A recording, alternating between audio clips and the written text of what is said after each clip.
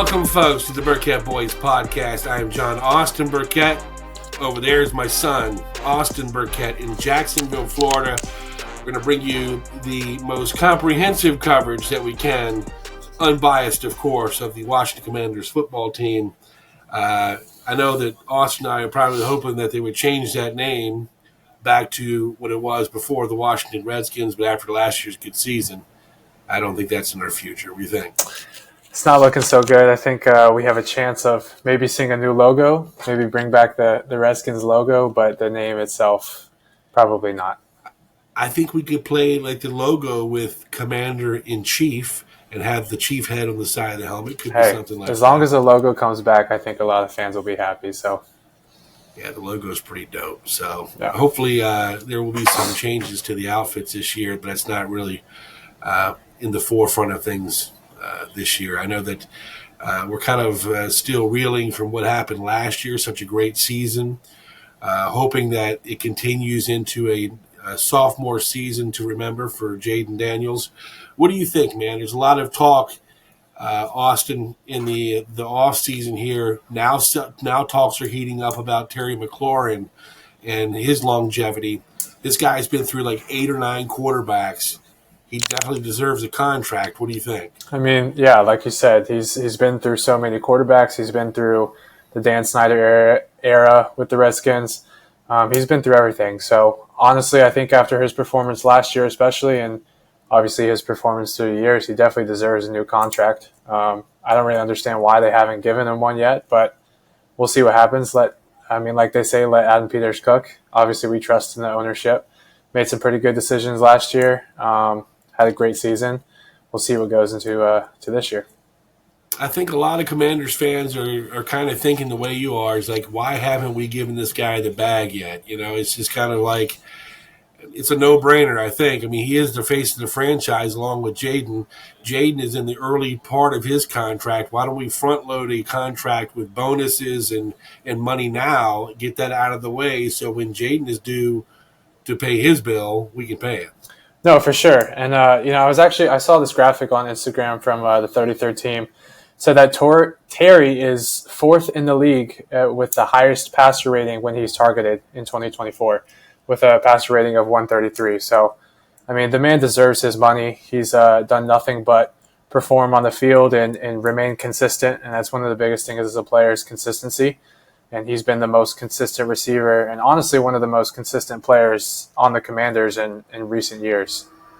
He catches everything, man. He reminds me of Chris Cooley back in the day. The guy, you throw his hands up, and if you get it on his palm, he'll bring it in. No, for sure. And, I mean, several plays last year in several games, there's just a couple catches that he gets where it's like, how did he catch that? I mean, his body contorts in all these different ways, and somehow he ends up with the ball in his hand. So, definitely a great receiver. Honestly, I think one of the most underrated receivers in the league. I think he's top 5 receiver in the league. He doesn't get the respect he deserves, but hopefully a season this year, a great season like last year, now that the attention is on the Commanders, I think a great season from him is going to catapult him into that discussion of, hey, we need to take him more seriously. And son, do you think that is sort of the talk, is what they're thinking when negotiating is, hey, man, let's get I don't know. Maybe it's stupid. A short-term deal, and let's look at something like an upgrade for this year. And if you do really well, then we'll come with a long-term deal. But I know Terry wants the long-term deal. Honestly, I don't see why it would be like that. I think we're at a point in his career to where he's proven himself and he has nothing left to prove. And he's, wide receiver 1 for Jaden Daniels. He deserves any money that he asked for. So I don't understand why it's taken this long to give him the contract that he wants. But, hey, I mean, we're just fans. We don't know what's going behind the scenes. I do trust that the ownership is going to take care of it. But at the end of the day, we just got to wait and see.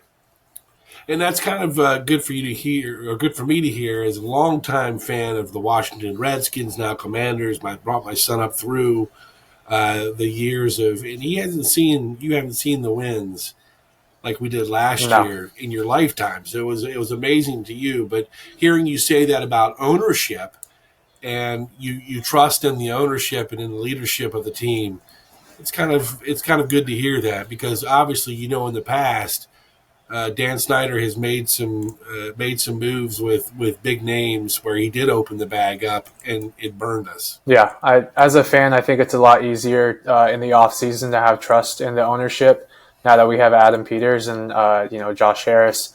Obviously, Adam Peters as the GM, not the owner. But now that Dan Snyder's gone, and they've been making smart moves. Fans think that they're smart, and having a great season last year, making it all the way to the NFC division final. I just think it's much easier as a fan to kind of put that stress away and say, hey, let the ownership take care of it. They're going to do their thing. We trusted in them to make the right moves. Contrary to when Dan Snyder was in office, you don't know what you're getting. You don't know who your starting quarterback is going to be next year. I mean, we had like a 4-year stretch where we had 8+ different quarterbacks. So right. At least we have what the team was dying for was consistency.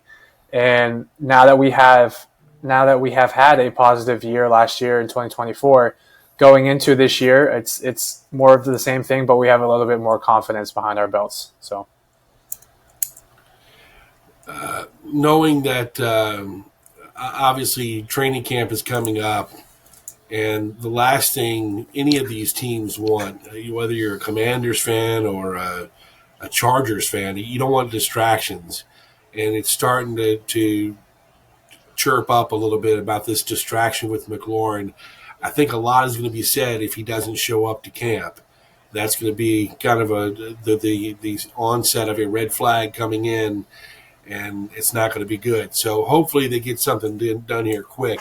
I read somewhere where the Commanders started the offseason with $83 million in cap space. We're now down to $22.9 million.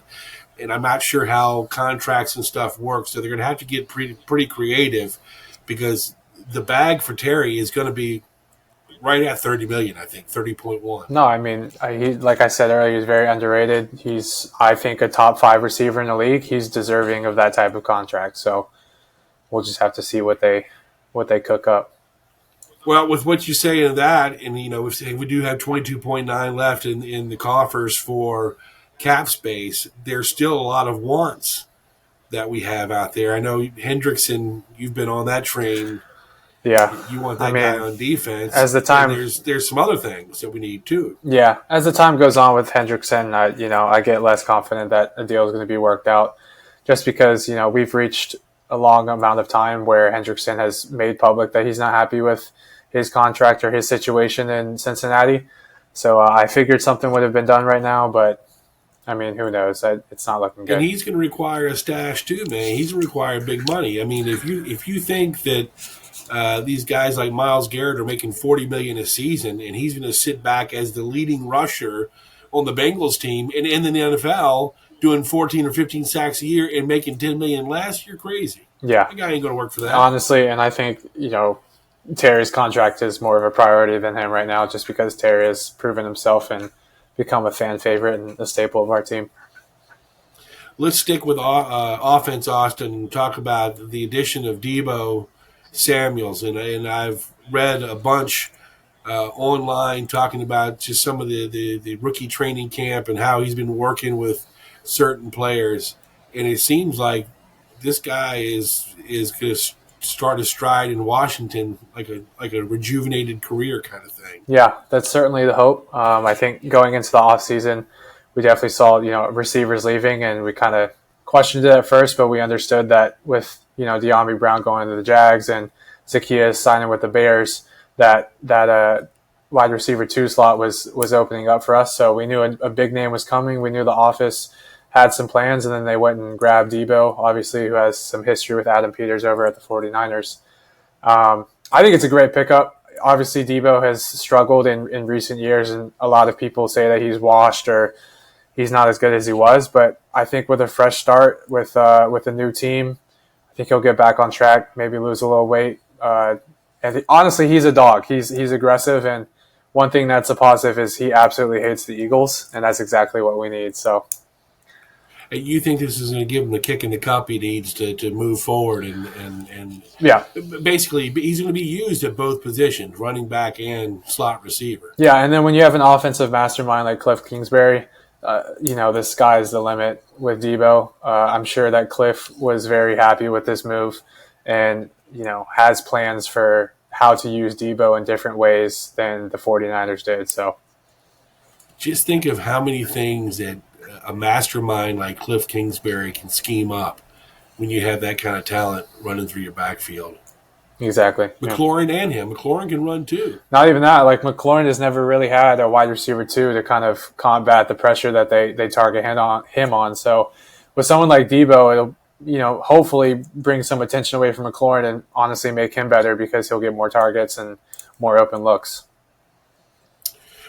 On the offensive line, obviously the big news of the offseason was the pickup of Laramie Tunsil from the Houston Texans. And everything you read from pundits is that we stole him, basically, from Houston. I mean, Houston got the raw deal in this one.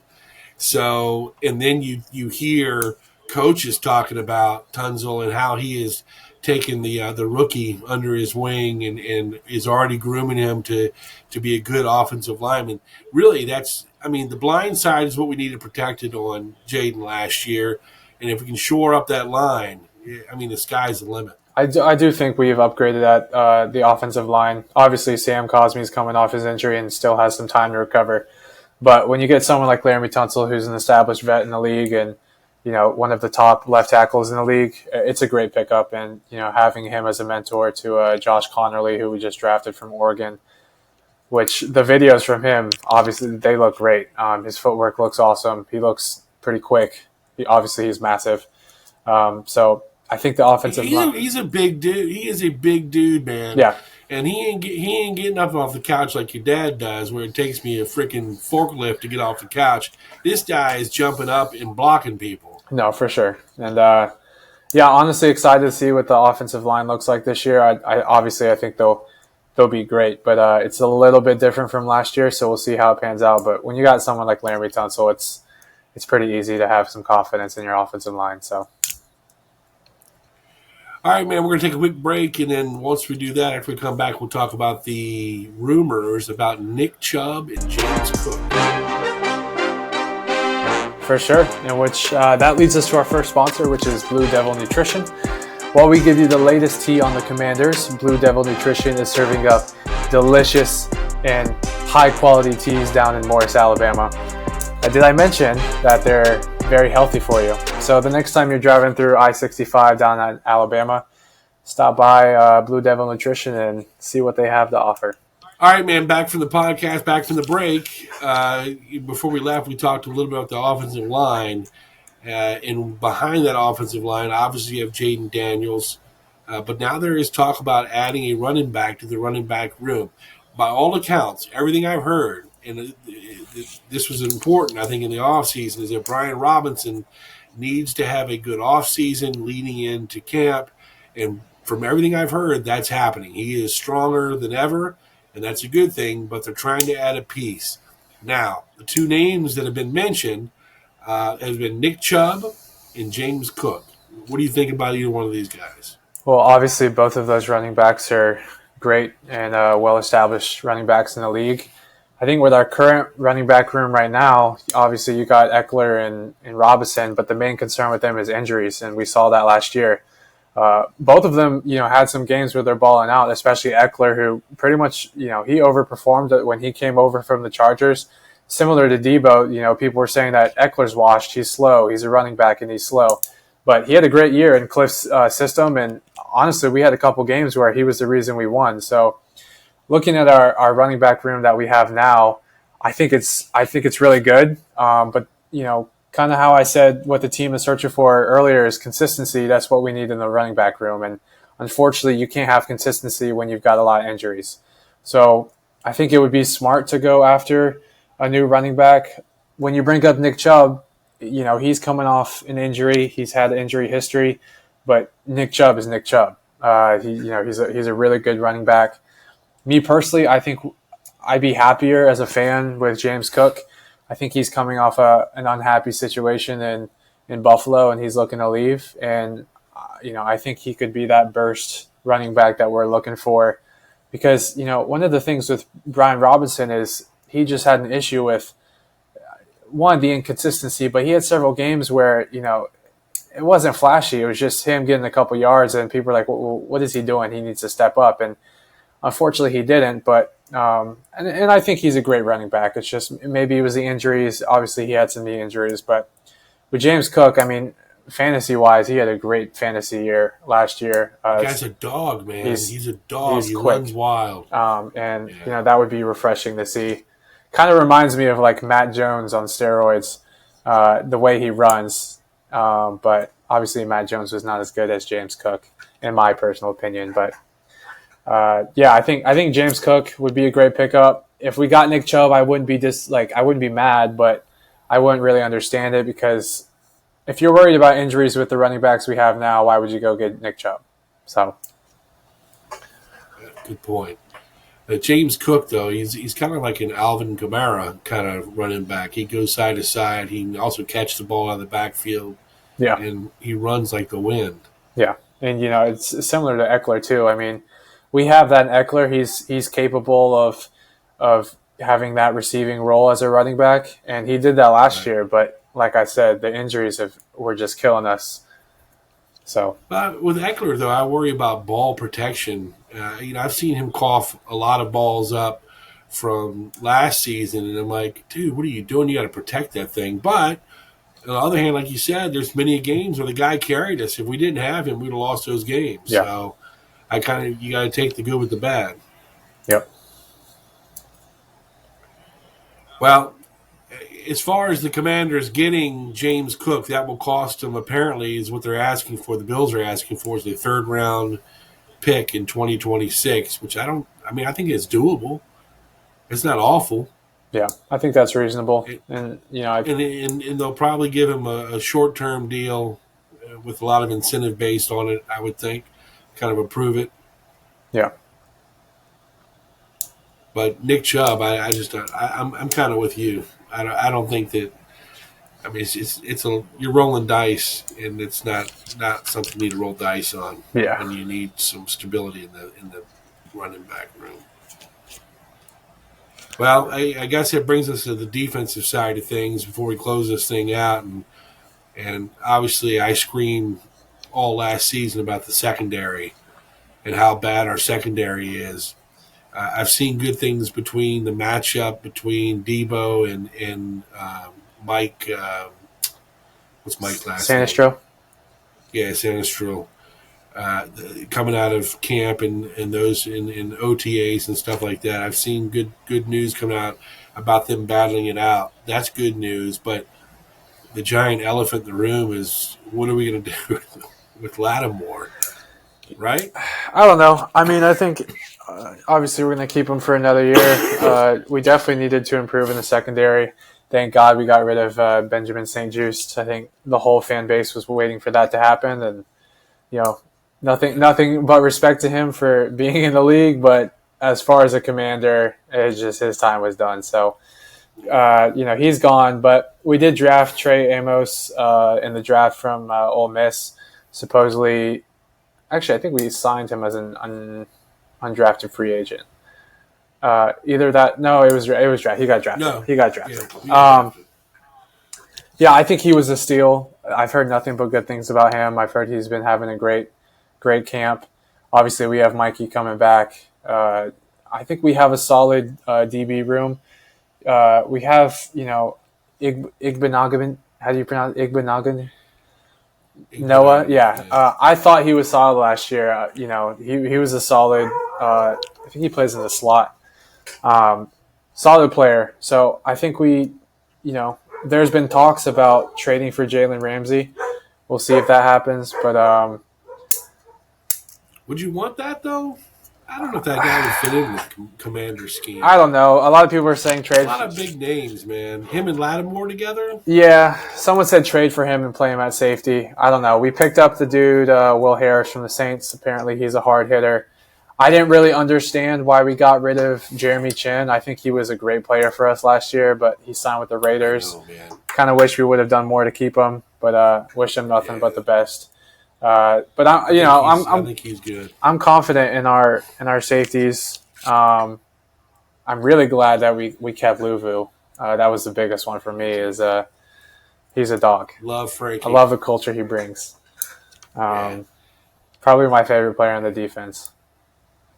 Yeah, definitely mine. Yeah. I like the crap he talks. Yeah. It's good. Yeah. It's good for the atmosphere. It's good for the team. It's good to get them riled It's good up. for someone who can trash talk but back it up. Yeah. And I think that, I watched during the off season when they're talking about, Luvu didn't want the tush push for the Eagles, but if anybody's going to stop it, it's going to be that guy, and he showed it. Even though the refs were penalizing him back to back to back, this guy is willing to throw his body over top and try and get the ball. So it shows that dog in him. He doesn't care. He knows it's coming. So if it takes 3 times to get offsides, to jump over that line and stop it, he's going to do it. So I like him a lot. I like everything about him. And I think we've made some really good upgrades on the defensive end side, too. Just that it remains to be seen what some of these guys that Adam Peters has brought in, what they're going to do. Obviously Jonathan Allen's gone. I think we did keep the best of the Alabama boys and Deron Payne. I think that was smart. I think Allen would have cost us a lot of money, and you don't have that to spend on a defensive line. Yeah, so. I mean, there were several times last season where we were looking for more production from the interior D-line, and unfortunately in the past, Jonathan Allen has filled that role, but this last year he didn't. It kind of felt like every game we were waiting for him to break out and perform, but it didn't seem to happen. It's unfortunate, but, wish him nothing but the best. As his well, I don't know about you, but I was a little soured by Dante Fowler going back to. That's another player like Jeremy Chin. I kind of wish we would have done more to keep him. He balled out. He had that pick 6 against the Panthers at home, which was I remember it like it's yesterday. But it hurts that he left, but he left and went to the Cowboys. It's disappointing. And he came from the Cowboys. I don't know why you want to go back to an organization like that turd pile. Yeah, I mean, they suck. They do suck. Oh, boy. Well, listen, man, I think we did pretty good for our first podcast. This is great content, great insight from you. And hopefully we keep it rolling with guests throughout the year. We're going to try and do these once a week. And we'll post them to our YouTube channel and also on Facebook so you guys can see what we're talking about. Obviously, our opinions are our own. Opinions are like assholes. We all have one. So, if you don't like what we're talking about, well, do your own podcast. Right? Of course. All right, man. The Burkett boys, we are out talking Commanders. We'll be back next week talking all the hot topics. See you guys.